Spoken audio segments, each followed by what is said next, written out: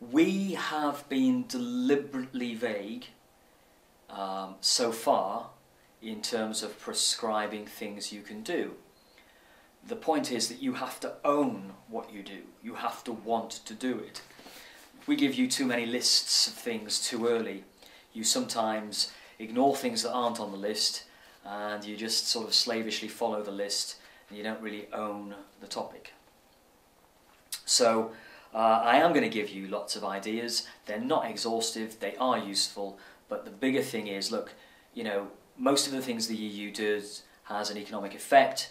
Many of the things the EU does are directly economic, many others are indirectly economic, and you know, within reason, you can focus on anything the EU does, but run it past us first. Check that it's okay before you put a proposal in on it.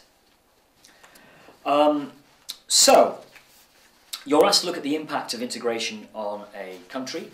So the first thing we need very clearly is that you choose a country. And the country needs to be relevant to the topic. Okay, so, you know, there's no use looking at the role of Finland in the single market programme because Finland wasn't a member of the EU at that time.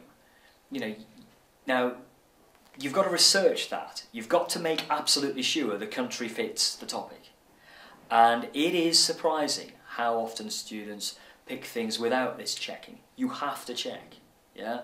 If it's a daft fit, I'm going to see it straight away and I'm going to mark you down. I'm going to say this person didn't check. It's easy to check.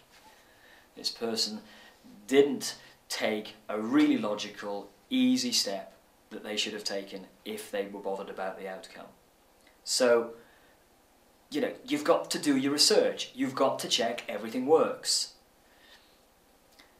Research your country, research it fully. Get to grips with its economy. Yeah, know its economy.